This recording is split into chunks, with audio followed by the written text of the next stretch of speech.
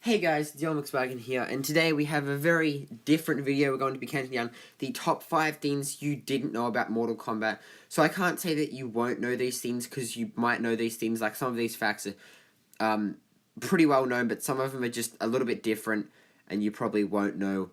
And the gameplay you see in the background is the top 8 tournament finals for Mortal Kombat X, with Sonic Fox and Noble Illusions, with Reptile and Aaron Black.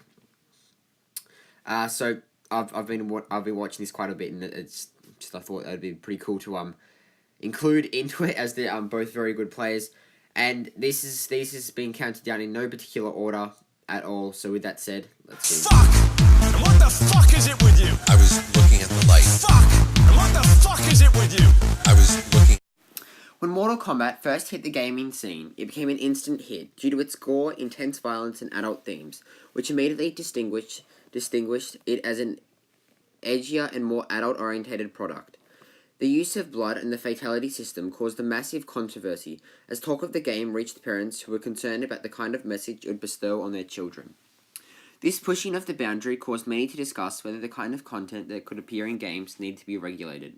In 1994, the Entertainment Software Rating Board was established to forewarn parents about the kind of content which was in a game, before they purchased it for their children.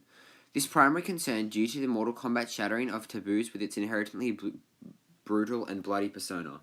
It triggered a side to the video gaming industry which hadn't really been explored prior, most likely due to fear of the backlash it might create. Just as Mortal Kombat did, ultimately the ESRB revolution was a positive thing, meant that publishers no longer had to censor their games, just as Nintendo had done with Mortal Kombat 2. So it created the ESRB gaming system. At the light. Fuck! And what the fuck is it with you? I was looking at the light. Fuck! Mortal Kombat's mechanically enhanced hero Jax was originally conceptualized as a kickboxer called Curtis Striker. This design was scrapped because it was too similar to characters that already existed in Street Fighter at the time, such as Balrog, DJ, and Sagat. Curtis Striker was also set to make a debut in Mortal Kombat 1, in a slot that eventually went to Mortal Kombat's first female character, Sonya Blade. Ed Boon felt that the game was in dire need of a female character, as at the time the roster was entirely male. This is why Jax debuted in Mortal Kombat 2 as Sonya's partner, as her position in the story was an agent for Earthrealm was originally planned to be Jax's role, until he was replaced. While Jax as a kickboxer was scrapped, the name was recycled and given to the police officer we now know as Striker, who appeared in Mortal Kombat 3 and onwards. This redesign makes sense, as there are already enough pure martial artists like Kung Lao, Liu Kang in Mortal Kombat, whereas Jax's military and character and military background gives a much needed contrast. What the fuck is it with you? I was looking at the light. It's fucking distracting! In Mortal Kombat's early days, it became known for palette-swapping versions of characters in order to fill out its roster. More specifically, the Ninja or Lin Kuei spirits have featured in a multitude of different colors: yellow, Scorpion, blue, Sub-Zero, green, Reptile, red, Ermac, purple, Rain, and grey, Smoke. In Mortal Kombat 3, yet another secret boss character made its first actual appearance, as a playable entity in the form of Noob Saibot. Noob Saibot's sprite is almost pitch black, causing many to assume he was yet another easy palette swap of the Ninja Clan of characters who frequently appear in Mortal Kombat. The standard version of Mortal Kombat 3 didn't actually feature any ninja characters, or no sprites were included in the game's directory, meaning Noob Saibot couldn't possibly be a ninja. The actual truth is, Noob Saibot is simply a shadowlight of a Kano sprite. This is made more obvious by Noob's moveset, which consists solely of Kano's combos and strikes, with nothing else added.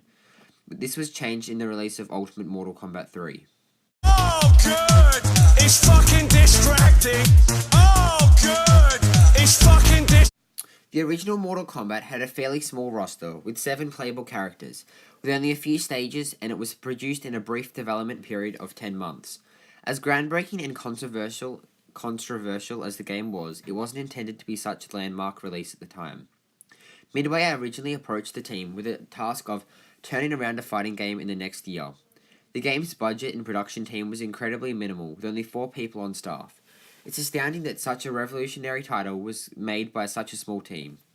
Co-creator Ed Boon said the first Mortal Kombat game was 4 guys, literally.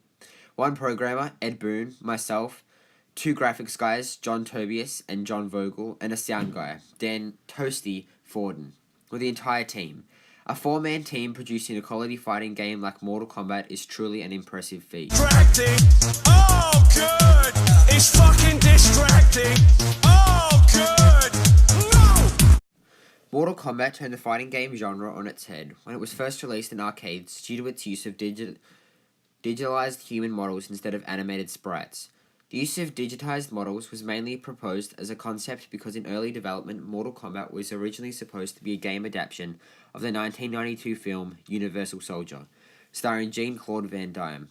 The idea was to implement characters directly from images of the actors who portrayed the characters in the film, so that the digitized imagery could retain a huge degree of resemblance and likeliness, which would have looked more authentic compared to anything that could have been done with the graphics back in 1991.